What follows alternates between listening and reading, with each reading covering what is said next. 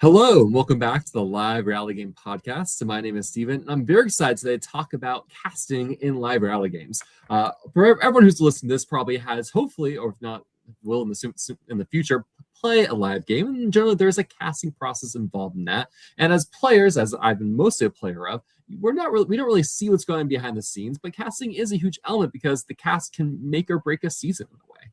And so here today to talk to us about casting and what we should look for in the do's and don'ts of casting. Joining me is Nick. Nick, how are you doing? Hi, I'm great. This is a wonderful experience to be here on a podcast. I'm very, very excited. We were chatting beforehand. All this came about thanks to the great Melanie. If you do not know Melanie, she is the spearhead that just launched the Live Rally Games website where you can search for any game in the U.S. and see this casting. It is a work of art. And so Melanie got us in touch saying, hey, I think you should talk to Nick, because Nick has some important thoughts about this issue, because you can't have these games without having a cast. And so you need to have a casting process to make these games happen.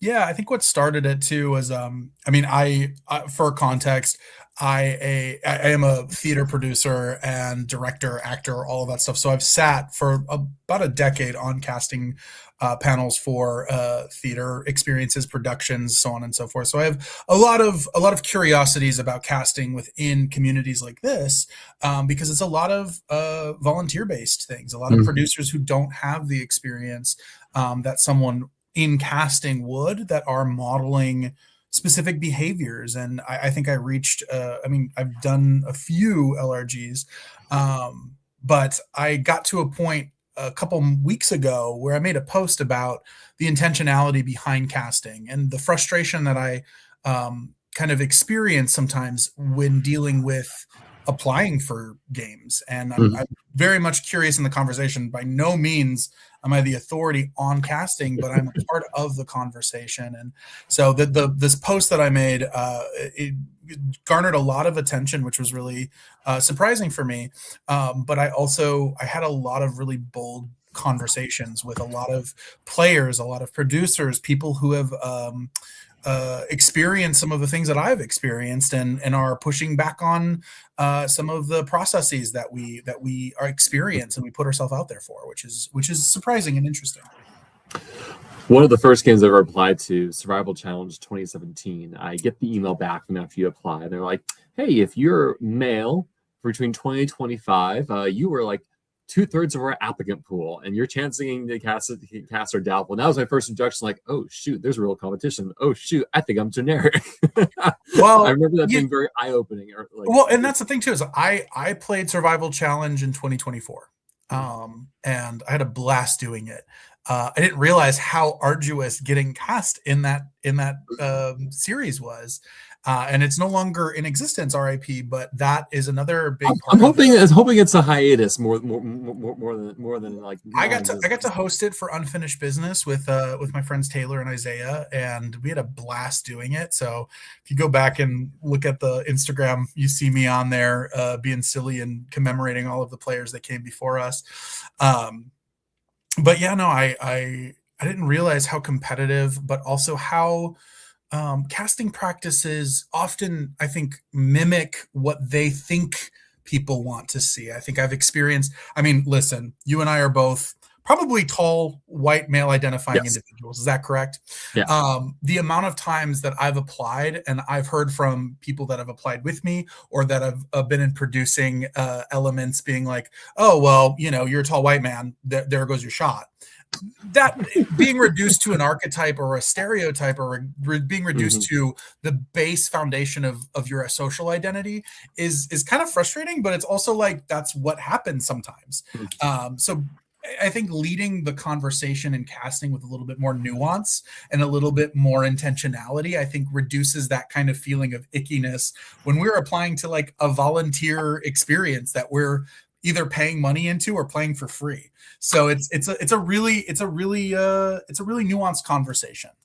Well, because especially Survival Challenge, Live the Game, there are some big games that have received some feedback on, like, we look at your cast and we question what went on here. How'd you come to get to this cast, especially from a diversity perspective? And I think that's a challenge for games, especially because, like you said, no one gets, generally, no one gets money out of this. Most people, most game runners end up in the hole for these things, and we're just trying to make something cool happen. And so how do we engage, like, what are the expectations we should have the community that are fruitful without, like, again, I think the challenge of some games is just like, we just don't have the applicant pool, like, do what the things we want to do. Yeah, and I think in terms of, like, if we don't have an applicant pool, if we don't have the, who are we looking for? Yeah.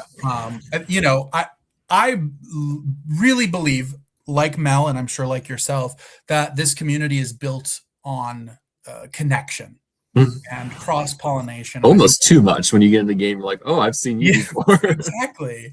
And I think what draws people to games like Survivor or Big Brother or any new format game that exists in LRG isn't just strategy and competition. I think it's the collision of identities.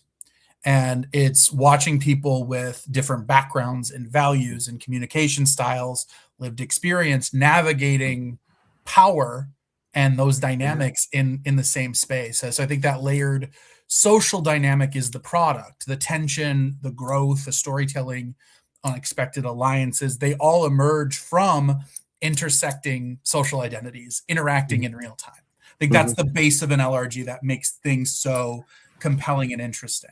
So LRG, I think that's one of my favorite ways I've heard someone describe these games. but that's what it is, and it's like in its core. Like like I said, I'm a producer and a storyteller in theater, and I've worked in theater now for over a decade. But like, what is that nut? What is that story, right? And LRG communities hold a lot of complexities across race, gender, sexuality, neurodiversity, geography, class, personality, but because the spaces, I think, are largely volunteer-led, the responsibility to nurture complexity falls heavily on leadership. And if producers and casting teams don't intentionally model inclusion or curiosity and shared power from the top down, the space defaults to comfort and homogeneity. And what happens is that you lose the friction that makes the games compelling. Yeah. It's not just theoretical. I think you just mentioned it with Survival Challenge, and I've experienced prescriptive casting where I've been reduced to a type rather than seen as a full person. And I think I have a friend sorry. who she and I are both going, like, applying for games, and like, her comment has been like, I don't understand why I'm not getting cast when I feel like I'm such desirable for these features. And I'm just like, hey, man, I just throw applications in, and they get denied. And I just have to accept it at this point. And like, just set the well, and that's the thing is, like, that's the thing is, like, I'm someone who always asks why, because I'm curious. I genuinely, there's no judgment involved. And if I get rejected for something, I get rejected for something. That's fine. But I think the why behind it is important. And when the why doesn't match the actual experience of watching the show or watching the LRG, it starts to go, well, that doesn't feel right.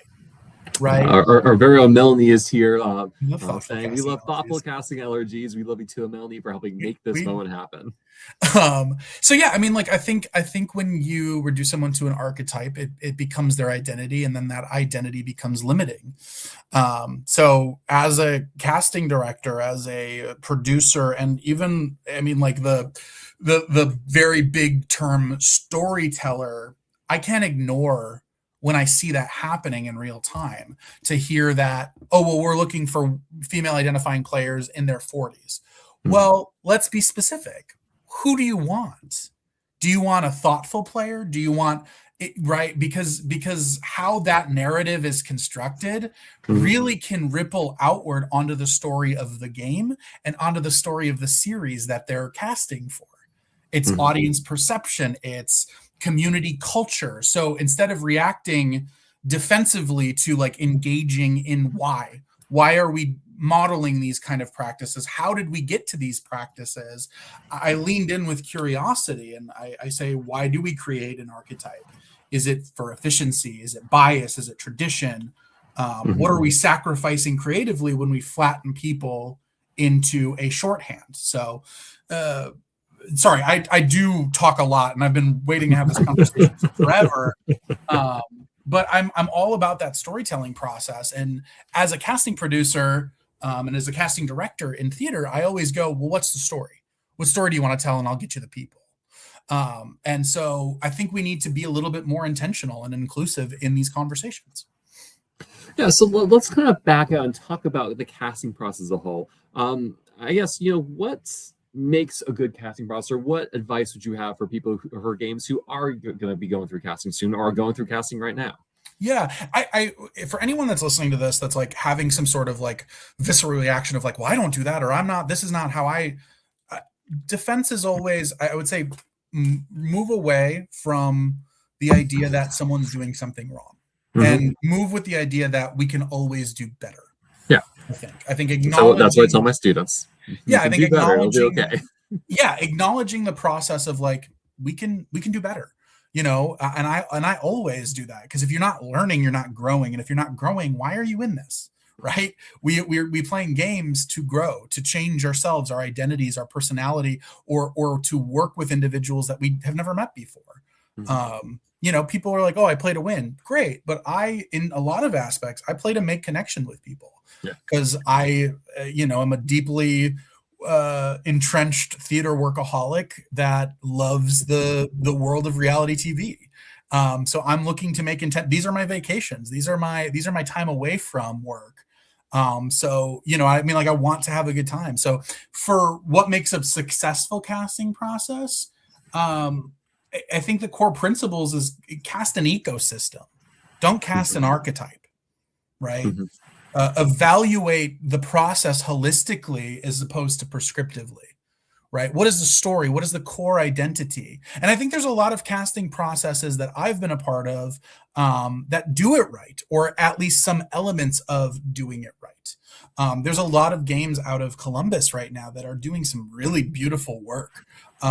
I think a lot of Ohio-based games I've seen do a lot of really cool intentional work, and there's a lot of really brilliant minds behind that look intentionally at some games and try to build not their best version of the game, but their best ecosystem of a cast that can interact with the game. And I think that's really where things start to come alive. Does that make sense? Yeah. So, John is part of the people who have built this amazing set of games in Columbus. It's been really impressive. Been like, man, Ohio is where like capital of LRGs is right now. I don't know. There's like half a dozen plus games there. Yeah, and hi, John. So when you have seen casting or been part of casting LRGs, what are some things you've seen them do that are good that you like? So, I mean, to be clear, I think this is this conversation, I would love to be a part of casting processes and LRGs. I think that would be something that I would very much thrive in. I haven't had the opportunity, but I've done this a lot with theater and with casting shows and finding the right people in the right room, building teams. That's my superpower. If you tell me who you need and what you're looking for, I can name about 5 names and get the intended result that you're looking for. So like it's kind of like Mel, right? Mel is, I think, a great connector in a lot of things. It's having that kind of access of going, what's the story you're telling? Who are you looking for? And let's not reduce it to just, I'm looking for male identifying 50s to 60s. Who are you looking for? Are you looking for someone that is thoughtful? Are you looking for someone that makes more assertive decisions? Are you looking, right? Really starting to navigate the conversation to create an ecosystem where personality can start to interact with one another. Does that make sense? Well, I guess so really kind of when we to holistically evaluate a person applying, right? Yeah. I'm curious. So like is the best practice to have them submit the 3-minute video and just evaluate that, to have that kind of 30-minute conversation over Zoom? Is simply having that just a written application? Like what do you think? I've seen a variety of things from games. Yeah, I think the best example, or the best it's the Hannah Montana. It's the best of both worlds. I think a written application always clues in. I know I shine when I'm in person talking one-on-one with someone. So sometimes I fear my applications might fall flat if they're written or if they're recorded or over rehearsed, right? So creating access, I think, gives you kind of the best line of defense. And if you're, I think, looking at how to create a more accessible casting process, you kind of want to do through trial and error. I think a lot of people get it right over time, but not all at once. So if you want to move from a written to a interview based, or a written to a video to an interview based, it all depends on time, what you have actually able to do. Like, there's a lot. I mean, producers do a lot. And I was on a production team for Survival Challenge, and I was like, I worked harder than the people playing the game. Like, we want to, you know what I mean? You want to make sure it's accessible, not only for the production team, but for the people applying. And I think you really, I mean, like, you have to understand that one person is not going to fit all three of these categories of a written application, a filmed application, and an in-person. They all shine differently for different reasons. So I think creating a rubric or evaluation criteria of like, hey, I really want to weigh this about 30% of the time. I really want to weigh an interview for about 40% of it. I think scoring across multiple platforms really kind of gives you the ability to evaluate personality, conflict style, adaptability, storytelling potential, lived experience, and a contribution to balancing other members in the cast. You know what I mean? Does that make sense? I'm curious, because do you like casting archetypes, or are you against casting archetypes? I know, thinking about Survivor, there's like, oh, this these are the pretty person, this is the job. Like, there's some ways that, like, in the past, kind of like designated players, so like they we want some Aussie like figure in it. Do you like having those heuristics for casting, or are they kind of dangerous in your mind? I think when creating like a evaluation of what you're looking for, I think you want to stay away from archetypes. I think archetypes have existed now for the 25-year Survivor has existed. And, you know, it is the bedrock of a lot of foundational characters in reality shows. I think people are three-dimensional and should be allowed to be as three-dimensional as possible. When you see me, I'm a bright, bubbly, effervescent creature, but I'm someone that is, you know, very as intelligent as I am. I'm as stupid as can be sometimes. Or, you know what I mean? Like, I want to have the weight of being my 6'8" goofy ass self that comes with both intelligence, stupidity, I'm paranoia in games. You know what I mean? Like, I want to be able to be my fully dynamic self. And I think when you get to an archetype of this is who this person is, I think it categorizes them. And I think even if we were to remove that archetype and just apply it to casting and who you're looking for, I think you do a lot of damage when you're like, oh, you know, we're not looking for a group of 30-something to 40-something, you know, women. You know what I mean? Or we're not looking, like having, I mean, like, I think a big thing to talk about, there's a lot of applicants who are middle-aged white men. You know what I mean? Like, I think that's but also creating the opportunities for others to feel just as confident to apply as the individuals in the categories that we fit in, the intersectionalities that we fit in. Does that make sense? Yeah. So, yeah, sorry, I kind of rambled on there, but does that? Yeah. And so I'm curious, in your experience in casting and like for theater, like, what are some pitfalls or dangers that you've had to learn over time to how to navigate in that process? I think putting numbers to things is very dangerous. I think in a lot of ways, it like a percentage, right? Percentages do help, right? If you're looking for a specific criteria, if you're looking to be more equitable, and, you know, using Survival Challenge had a huge conversation about equity in casting and what they are looking for. And I think a lot of the pitfalls is not knowing who to ask and not knowing how to go about it. Because if you are looking to create diversity and inclusivity, that's a long and arduous process. You want members and representatives of specific marginalized groups to represent that casting process inside of specific games. So there's a lot of nuance into this conversation that means you want to create safety. You want to kind of ask yourself the uncomfortable questions. It is okay to be uncomfortable. And I think a lot of people aren't okay being uncomfortable in these conversations. I think a lot of things that define success for me is putting myself out there. And even if I fall flat on my face, I've learned something. And I think that's the bedrock for a lot of these games, is learning something.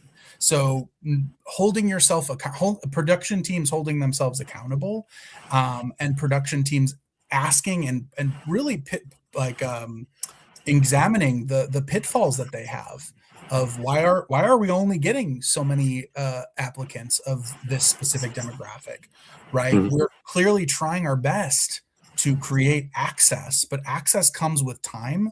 Access comes with trusted results, right? People, word of mouth is everything. Because if you don't have a good representation of treating players kindly with respect, you're not going to bring in individuals who might not necessarily feel comfortable to apply. It definitely feels like the repeated posts I see is like, we're looking for women to apply. If you're a woman, please apply. We need you. Because I think that all games kind of aim for a minimum. We want some 50% men, 50% women. We're going to have that kind of equality in terms of gender representation. And that's, which I think we just have more men applying than women applying overall. Well, but I think there's such a need for all intersecting social voices to be in these games. I think that makes games more exciting, and it allows for so many cool things to happen. But even in that example of like, we're looking for this player, right? I've had a lot of female identifying people apply to specific games that are like, we want women to apply, and then they get cut, and then they hear months later, we're looking for female identifying players to apply. How do you think that makes people feel? You know what I mean? Yeah. Like I like, again, what is your intention behind it?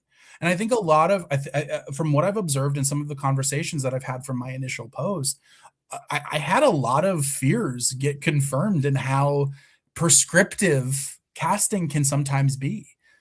Getting bodies into the games, making last minute choices that can and do affect game dynamics.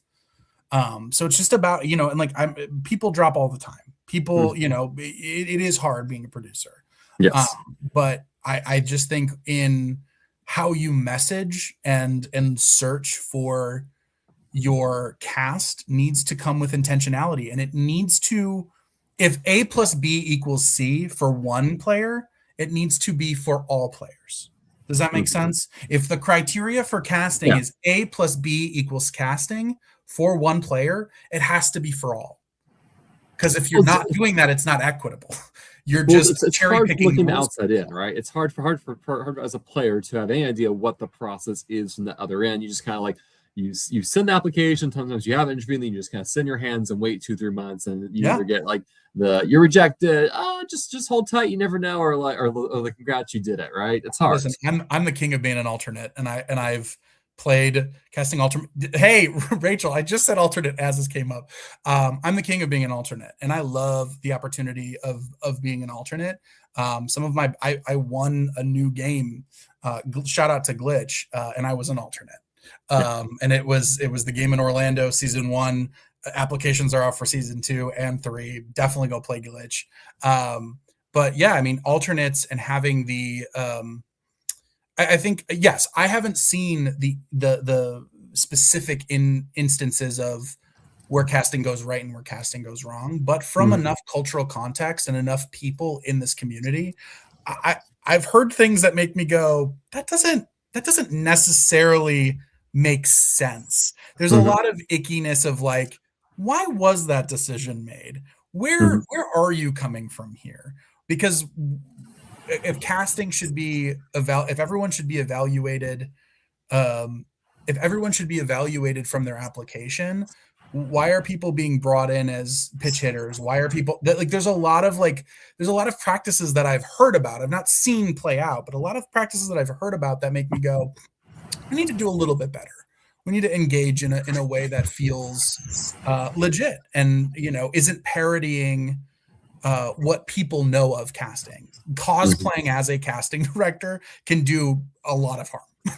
Pretending that what cosplaying as a casting person is, you're just seeing what people like Jesse Tannenbaum and the casting team at CBS and the casting teams all over are kind of looking for, but you don't necessarily have an insight to it.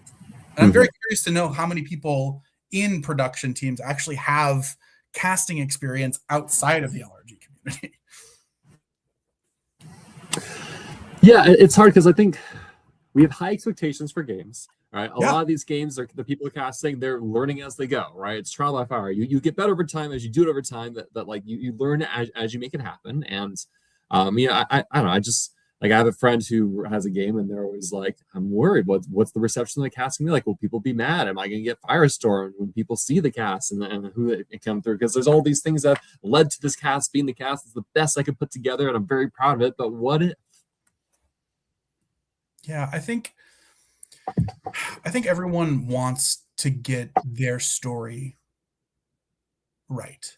I think at the core of a production team is a story, and communicating that story to the other producers or the other people that are working on the event, communicating that to the cast as it's living with inside of a game, communicating that to an audience, whether it's filmed or pre-taped. All of those things would keep me up at night. And I've only been a player in a lot of ways. I've done some production stuff, and I can see from that angle how that is stressful. I think when casting comes to play, I think the casting is, if anything, the most important part, because that really that is where a production truly succeeds or fails. It doesn't matter how good or nuanced your game is, if a cast cannot interact with the game, or if a cast has been biasedly chosen, or if a cast doesn't have dynamic intersecting social identities at play, it doesn't, at least to me, storytelling wise, it falls flat.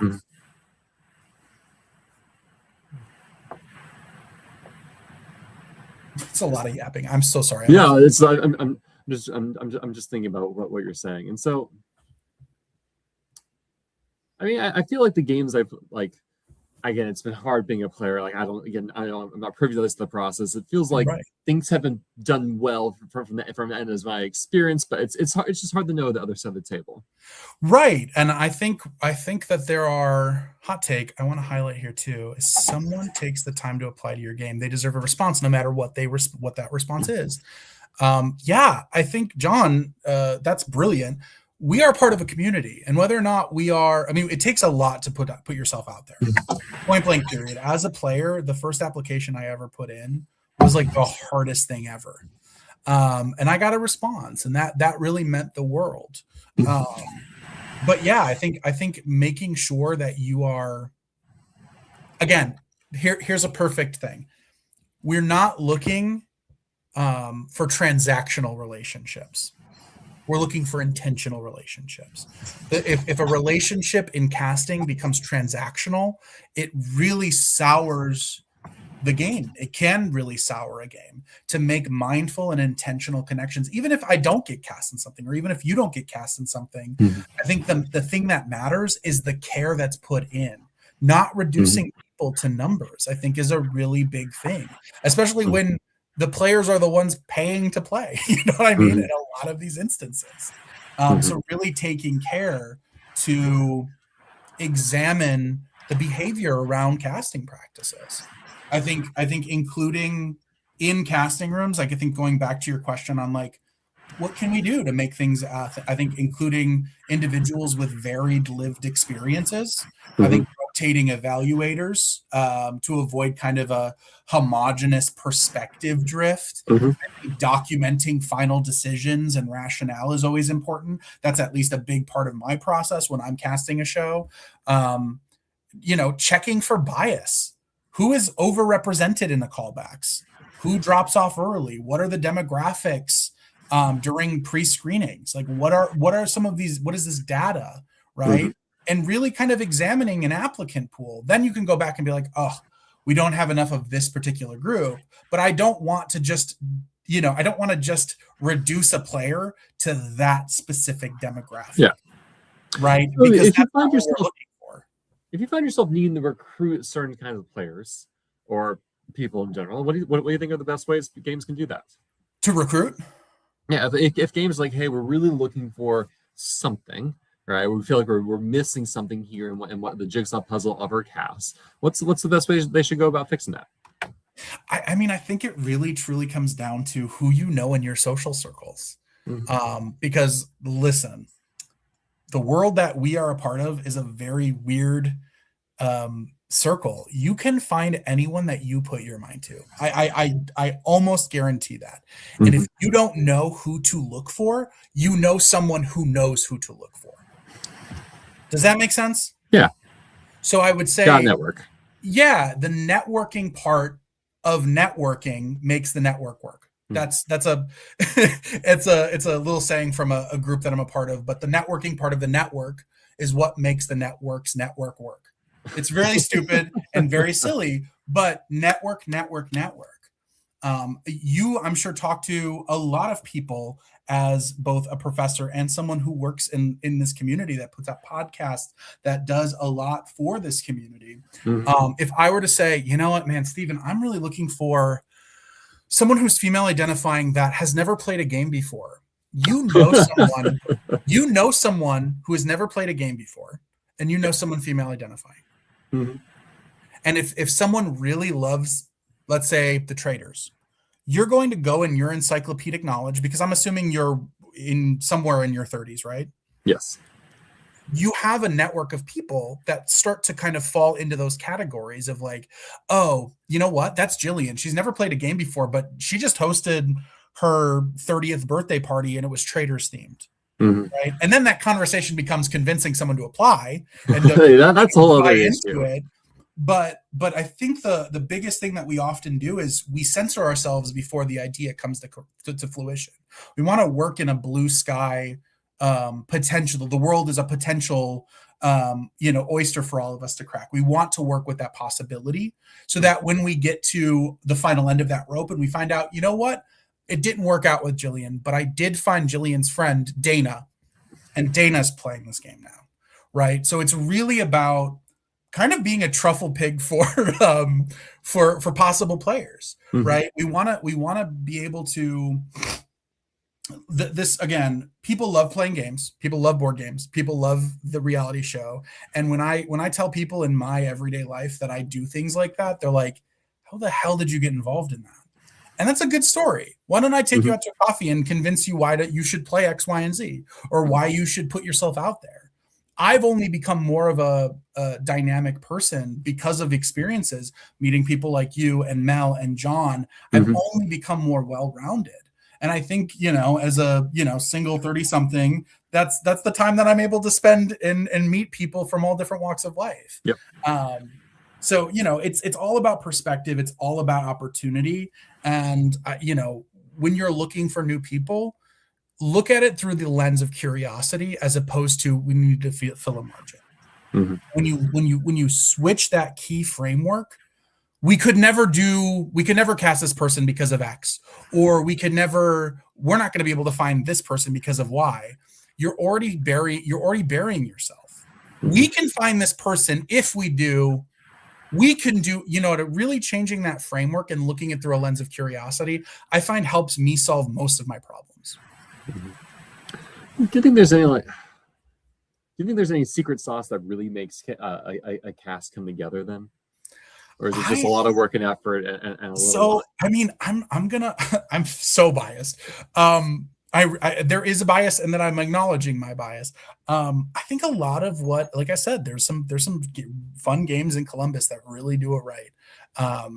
And the first game I ever played, I was the first one eliminated, which was my nightmare. And then I went and played Survival Challenge, and it was a 25-person cast with 5 tribes of 5, which was my fucking nightmare. And I was the 10th person voted out, and it was my nightmare. And then I played a Columbus Traders game, and I was the first boot. It was my nightmare. So I did deal with the first boot syndrome of it all for quite some time, and I was like, man, this is really hard. But what I found is that the relationships that I made along the way, the people and the kindness that I approached the game with and the other people with, I found it led me to a specific game that was built for me. And that is Glitch. Shout out Glitch season 1. It was a game that took all of the best qualities of these other different games and merged it into this love letter for chaotic, strategic social players. It was 24 people in Florida. Lost my phone. Not lost my phone. They took away my phone for 5 days. And I came out with $1,000 and I won the game. So it was really like, it was trial and error. I really was like, wow, I really like the people, but I'm really sucking ass in these games, man. So like, I find that what worked so well with Glitch, I think, was that I found something that was a story forward game that prioritized not only the safety of the players, but prioritized the framework that the players entered the game. It prioritized, it allowed the players to interact with the story and for them to progress the game. As opposed to letting it be dictated by the framework of a Survivor game or the framework of X, Y, and Z. It ebbed and it flowed, and it had a really cool dynamic experience. And I found it was so successful. So in that experience, I found a really fun and dynamic game. And again, I was a fucking pre-jury loser for the first 3 games I've ever played. But I found something that really worked with my sentiments and how I see myself. And that really, truly, and I think a lot of people who played that game, and I think a lot of people that have interacted in that game in any way, shape, or form, can say that it was truly something really fun and special. There was something really dynamic about it. So I think if you're looking for, you have to really kind of narrow it down. What are you looking for? And if you are a first boot, keep on trying, man. That's the name of the game. Nick, are there any questions you think we haven't answered yet, or is there anything else you think is important that we should bring up? I think there was a question on like,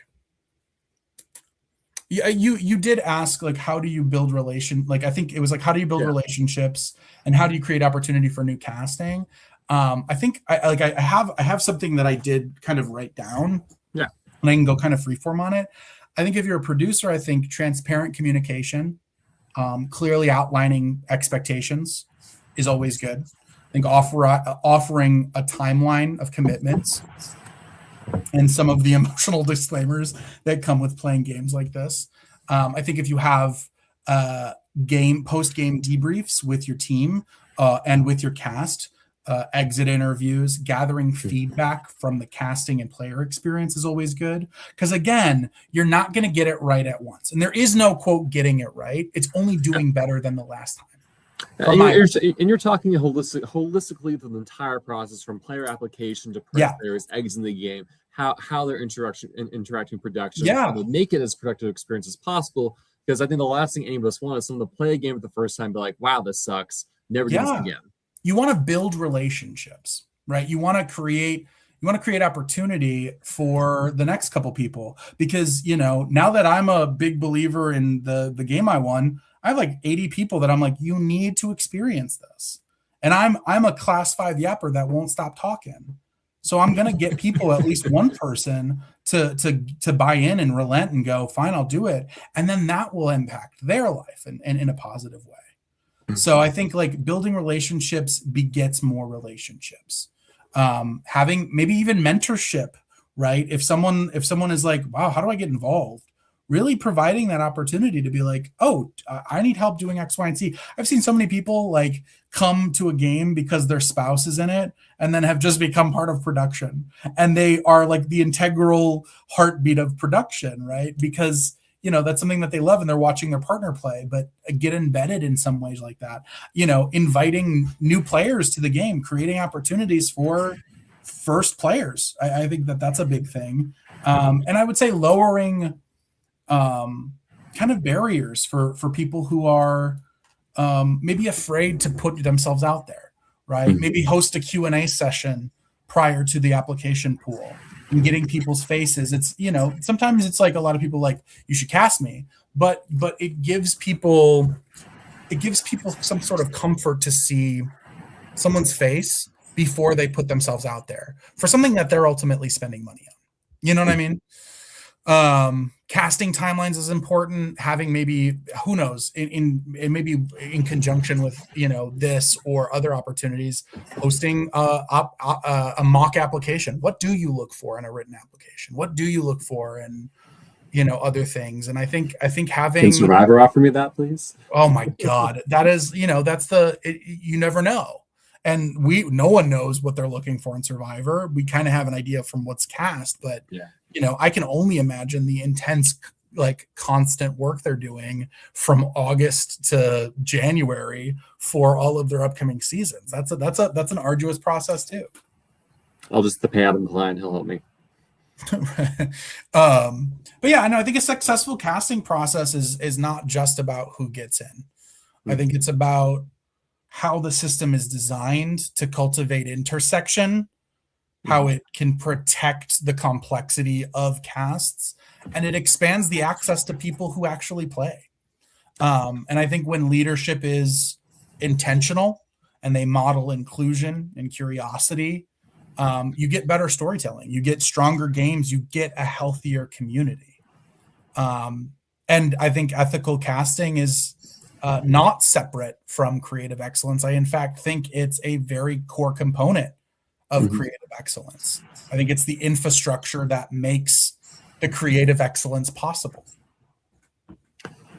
Yeah, I'm curious because, like, some games, like, you will have a whole team on casting. Other games, it is one person doing it all. Yeah. And so I'm curious, how like, does your advice change at all based off the size of the team? I think, again, I don't know all. I mean, there's a lot of games that do this, and I think there's a lot of people. I mean, some of the names that we mentioned here of kind of examples for hiccups in casting or lack of access for specific marginalized voices or communities. I think, again, being okay with getting it wrong and then committing to doing better and then doing better is better than not trying at all.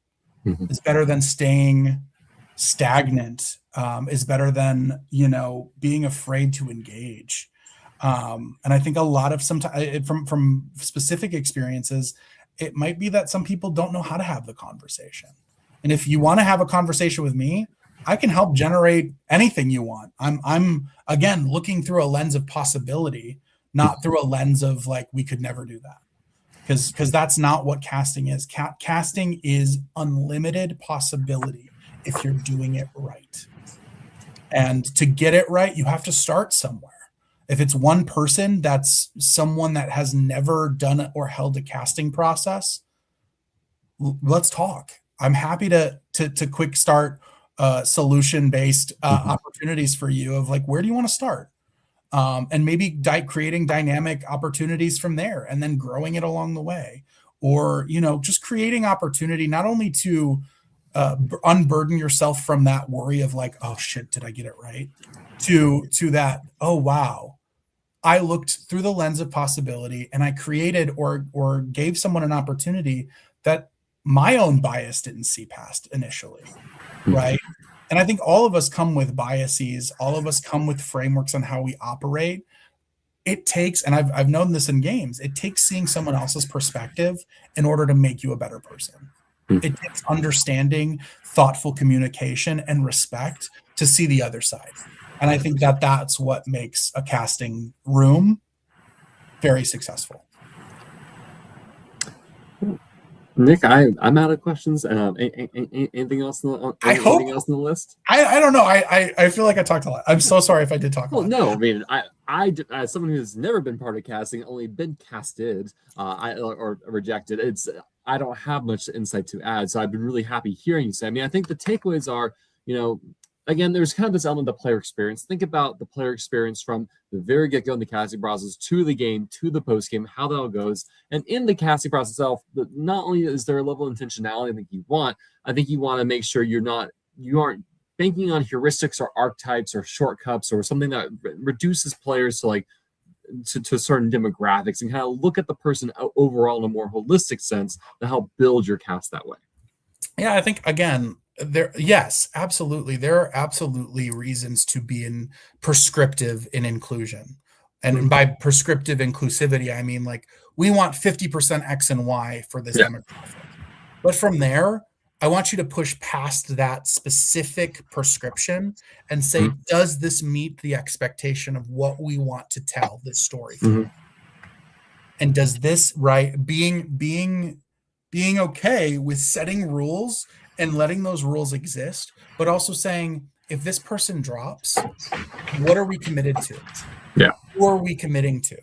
Right? Because again, like I said, there have been individuals who I've seen apply that are female identifying to games that one of my very close friends in this community applied for a very well-known game, heard nothing, and then months later, we're looking for female identifying players in your demographic. That's crazy, right? Mhm. That's a big oops sometimes. And it's okay to Mhm. make oopses. We don't want to shame anyone. But you know what I mean? Like really being solid on your processes. Really like, going if you don't if someone drops, going back in your archive of people and saying, well, they fit this demographic. Let's give them another look, Mhm. right? Never alienating your people. And I think John made up a great point. You never want to alienate someone that's trying to engage in your community. Yeah. You know what I mean? This is a small world still. It's so small. It's unbelievably small. And the amount of things that I've discovered about myself and about others in this has been super helpful for me. And the reason I engage in these conversations is because I'm very curious. Mhm. And how many games have you applied to in your life, Stephen? How many games have I applied to? I don't know. Probably somewhere between 15 to 20. Okay. That's Yeah. that's a lot, right? And how many of you got into? I've played 8. Damn. Okay. Shit. Okay, so that's over half. Yeah. So like about I'll play the one to 3 games in a year, and I'll maybe get one of them. Yeah. And I think I mean this world is so, like you said, small. You don't know who's looking. You don't know Yeah. who's looking for who. Because in a game, if I'm on a casting team and I'm like, you know what, I'm looking for a Steven, you're the person that could be. You know what I mean? Yeah. So like we want to make sure that everything is on the up and up. We want to create, we want to honor the people that are in the community that love playing these games, but we also want to expand it and get Mhm. to know individuals that are not in it. Because Mhm. hearing that you're rejected from a game because you don't fit this criteria, and then one of your friends who does not fit the criteria that they stated got into the game gets in, you're just like, well, that doesn't make sense, Yeah. Well, right? what are we So like doing? again, creating opportunity and access and being straightforward, not having to hide in a specific thank you but no thank you, Mhm. or you didn't fit this demographic, I'm so sorry. But the other person that we were looking for that was female identifying or male identifying that was that criteria can Mhm. get in. Right? There's a lot of things in a lot of processes that you got to look at, and you gotta be okay with being uncomfortable for a bit. Nick, if someone wants to find you and reach out and continue this conversation, how can they find you? Well, I would love to, and I would love to engage in this conversation more than just with you and me. If there's another opportunity with other people from casting worlds Yeah. that have casting experience, I'd love to engage the conversation. Because again, the framework is not just me. The framework is all of us working together to create a more inclusive, intentional space. But you can find me at Instagram at Bick Nublets. My last name is Bublets, but I've taken the first letter of my first name and swapped it with the first letter of my last name. So Nick Bublets is Bick Nublets. And you can follow me on Facebook if you see me, or you can DM anywhere. I'm usually happy to oblige when I'm not working my full-time job. I mean, work just ruins all the fun for work my LRG work world. all the play. I find myself being on when I'm like, oh, I'm going on vacation. It's just playing an LRG now. That's Yeah. crazy though. I mean, I dream of starting a game, but like, with what time? I don't have any Yeah, interest. exactly. You're a professor. I literally how Yeah, let's talk once I get tenure. Maybe things will there change it there, but we'll is. see. That's the goal. Well, But yeah, no, I would love to engage in more conversations, and I don't think that this is just the one and done. I think that it is a continued conversation. as games rev up for the summer and work through casting and make it happen, I'm happy to have more conversation on this as well because it is a fascinating and challenging topic, and there's no correct answer to anything, right? Because again, I think every cast, like you could say, is a puzzle, and it's like, all right, how am I gonna fit these things together? Yeah, and again, like if someone's watching this right now and they're like, wow, I'm really stuck here. Again, if you need someone, talk to me. Talk to Mel, talk to talk to the people you trust that can go, hey, I'm looking for this person, right? And it doesn't have to be based in demographics. I'm looking for someone who is new to this game world that loves this kind of puzzles. You can start to filter through, right, who those people are. So just reach out to your connections and network. It's a network, man. Use the network. Well, thank you everyone for tuning in tonight. This has been an amazing conversation with Nick. Hopefully more conversations like this will come in the future. That's all for today. Take care and talk to you all soon.